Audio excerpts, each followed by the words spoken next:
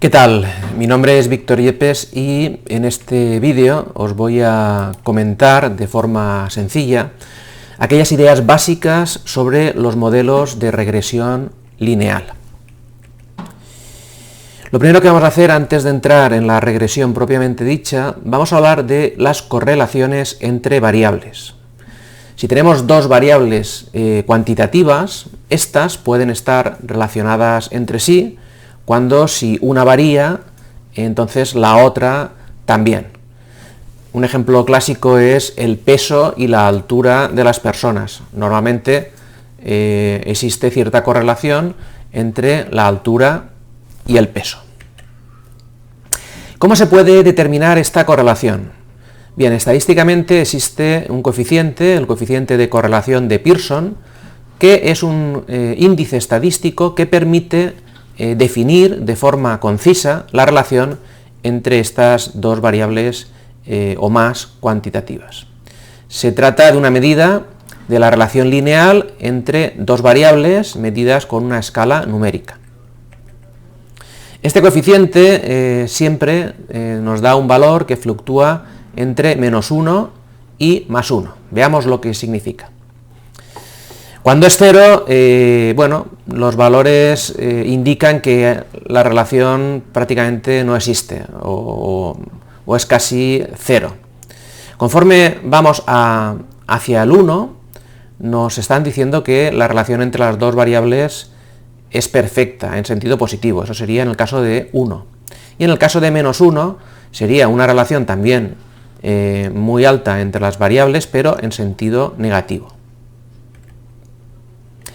Un aspecto a tener en cuenta es distinguir que una correlación entre dos variables no significa que exista una relación causa-efecto.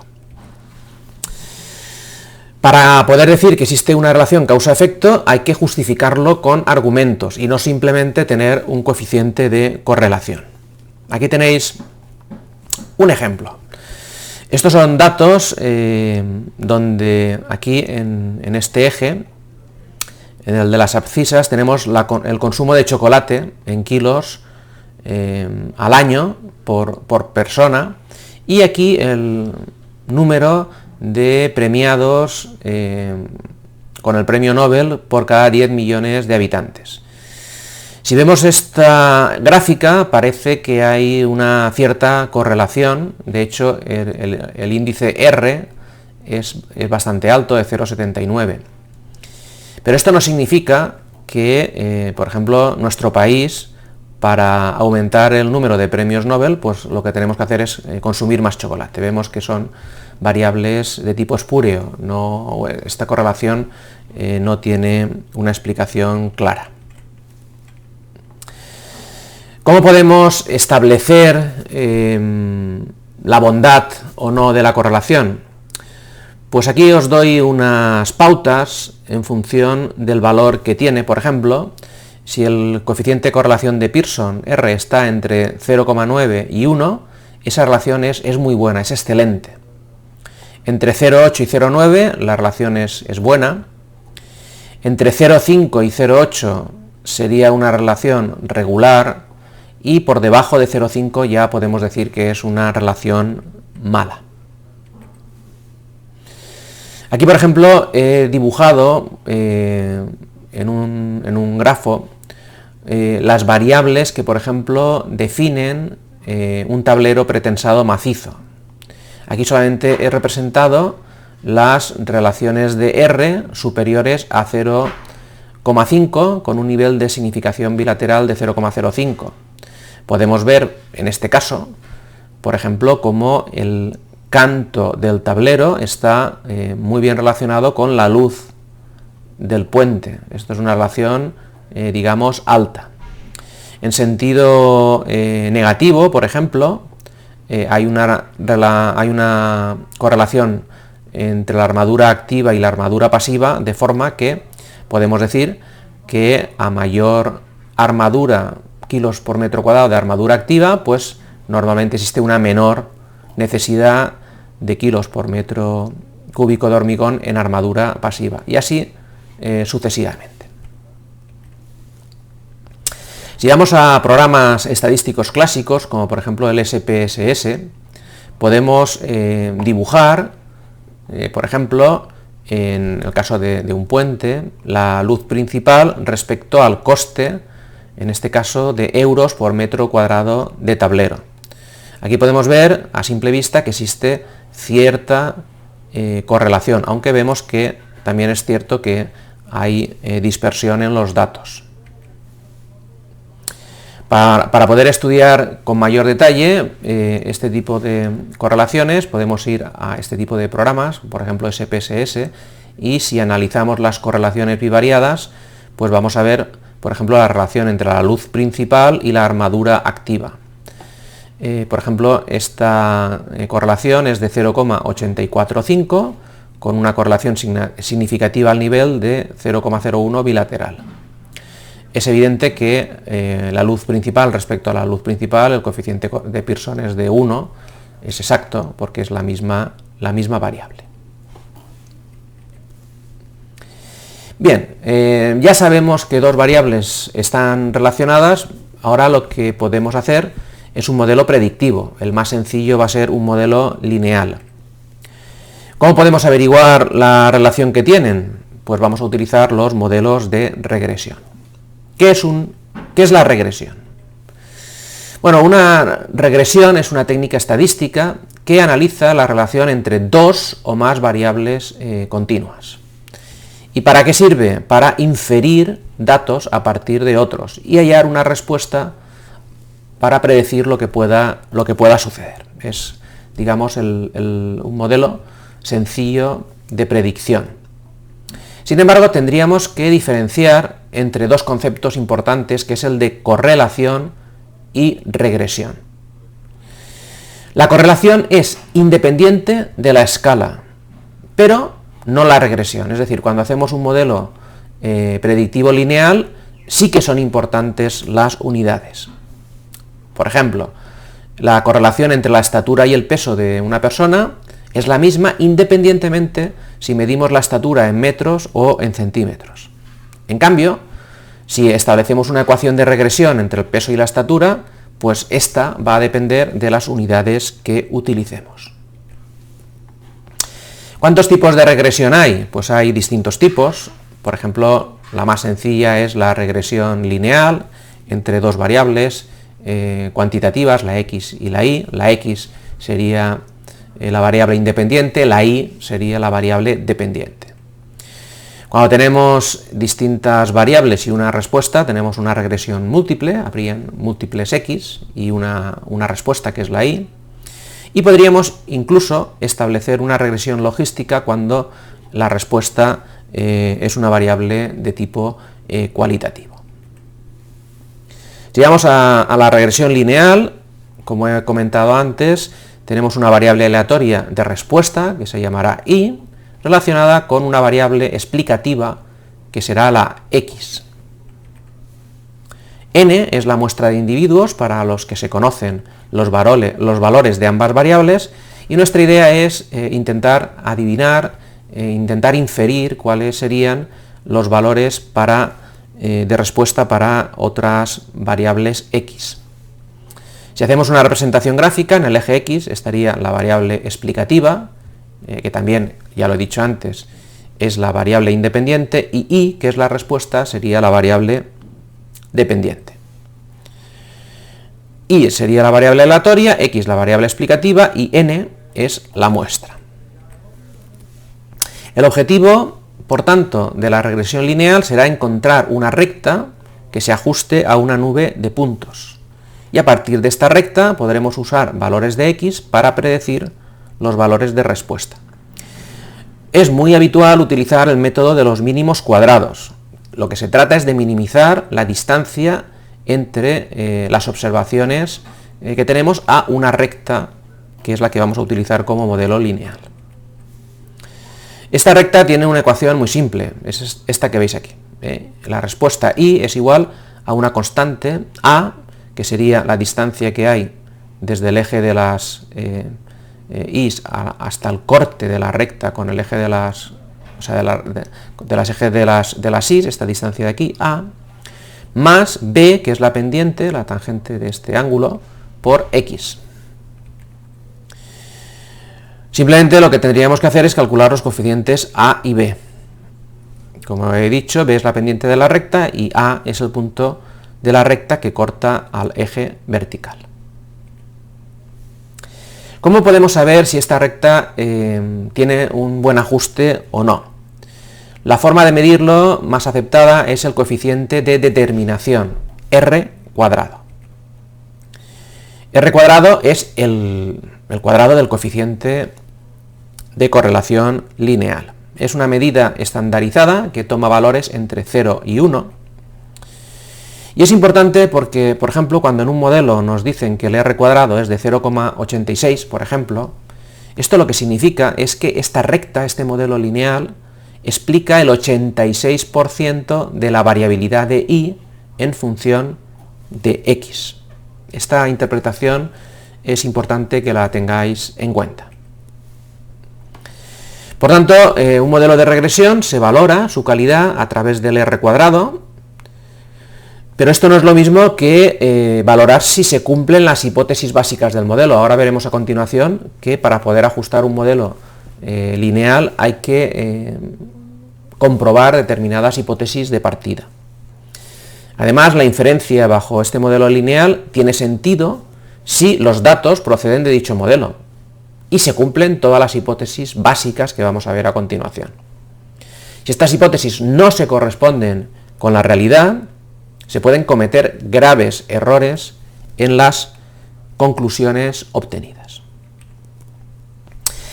Bueno, ¿y cuáles son esas condiciones que tenemos que cumplir? Pues para que no nos equivoquemos y podamos interpretar bien un modelo de regresión, siempre debemos de realizar previamente un diagnóstico y validación del modelo. Se trata de identificar y verificar estas 5 características básicas. Son las hipótesis que se deben de cumplir. La primera es la linealidad. Los parámetros y su interpretación no tienen sentido si los datos no proceden de un modelo lineal. Esta situación es importante porque si no las predicciones pueden estar completamente equivocadas. Por tanto, primer tema a considerar, linealidad. El modelo tiene que ser lineal. Segundo es la normalidad de los errores. El modelo de regresión lineal asume que la distribución de los errores, es decir, los residuos también se llaman, que es la diferencia que hay entre cada valor observado y el previsto, eso cumpla con una distribución normal. Otra hipótesis que se debe cumplir es la denominada como homocedasticidad. Dicho de otra forma, la varianza del error, es decir, de estos residuos, tiene que ser constante. La cuarta propiedad que se debe cumplir es la independencia de los errores, es decir, que las variables aleatorias que representan los errores son mutuamente independientes entre sí. Y por último, que las variables explicativas, x1, x2, x_p, son entre ellas linealmente independientes. Bien, esto es importante cuando hagamos algún ejercicio de regresión lineal. Siempre lo primero que vamos a hacer es comprobar que se cumplen todas estas hipótesis básicas del modelo. Otro paso más es la regresión multivariante. En este caso, en vez de tener un x y una y, vamos a tener distintas variables independientes. Se trata de aumentar el coeficiente de regresión incorporando variables independientes explicativas. A veces un modelo lineal de una sola variable x, pues su r cuadrado es bajo, pero conforme vamos incorporando nuevas variables es posible que ese r cuadrado mejore. El método más habitual es el método stepwise, también llamado de pasos sucesivos. Se trata de ir introduciendo en el modelo lineal las variables una por una y comprobar si cada una de las variables que vamos entrando permanece o sale en el modelo. ¿Cómo podemos hacer que una variable salga del modelo? Primero, para que una variable entre en el modelo, el incremento en la varianza explicada debe ser significativo, al menos al 5%, eso es lo que habitualmente se utiliza, mientras que para excluir una variable del modelo se considera un decremento, en este caso de la varianza explicada, del 10%. Lo que hacemos es introducir la variable que representa un R, es decir, un coeficiente de correlación más alto, y a continuación se vuelven a calcular todas las correlaciones eliminando la influencia de aquella que ya ha entrado en el modelo. Y luego se introduce la siguiente de mayor R. De esta forma se consigue que las variables que entren no sean dependientes de las que ya figuran en el modelo. Este tipo de método stepwise está disponible en casi todos los programas estadísticos al uso, el SPSS, Minitab, etc. Aquí tenemos, por ejemplo, cuál sería las instrucciones. En el caso del SPSS nos iríamos a analizar regresión lineal. En este caso, por ejemplo, se quiere saber o se quiere predecir el canto de un tablero de un puente. Ponemos como variables independientes todas las que tenemos, el método de pasos sucesivos, y con eso podemos llegar, por ejemplo, a este tipo de modelo. Aquí tenemos el modelo, donde la variable introducida puede ser la luz principal y la anchura del tablero. Aquí tenéis los dos modelos lineales que nos ha dado SPSS. En el modelo 1 solamente tenemos una variable que es la luz principal. Aquí tenéis los coeficientes independientes con su error, la constante y el coeficiente que multiplica a la luz principal, con su error típico y su significación. En este caso de este modelo tan sencillo, el R cuadrado, siempre nos vamos al R cuadrado corregido, se corrige el R cuadrado con, digamos, criterios estadísticos. Fijaros que en este caso, simplemente con la luz principal explicamos el 77,7% de la variabilidad, en este caso del canto, que es lo que queremos predecir. ¿Cuál sería la ecuación? La ecuación sería canto sería igual a 0,141 más 0,033 veces la luz principal. Acordarse que aquí sí que es importante las unidades que estemos utilizando para hacer el modelo. Si introducimos, aparte de la luz principal, la anchura del tablero, la ecuación ya tiene dos términos. En este caso, el canto del tablero sería 0,014 más 0,033 veces la luz principal, más 0,010 veces la anchura del tablero. En este caso, como podéis ver, el R cuadrado crece, pero crece muy poco. Es decir, que realmente la variable que más influye y más explica el canto de un tablero de un puente es la luz principal. Aunque si queremos ajustar un poco más, pero fijaros que el salto es pequeño, podríamos introducir la anchura del tablero. Pues bien, esto es lo que os quería contar. Evidentemente, a nivel estadístico, la justificación de todos estos métodos de inferencia se puede encontrar en cualquier libro, pero yo quería dejaros unos pocos conceptos que fueran muy claros.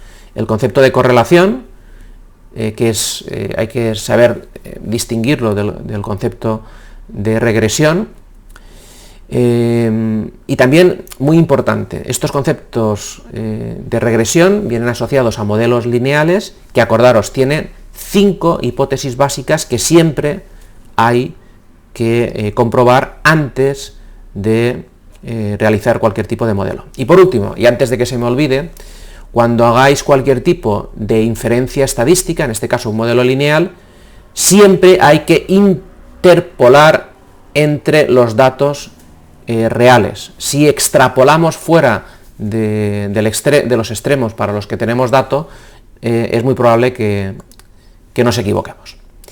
Y nada más. os dejo de momento con este vídeo de clase.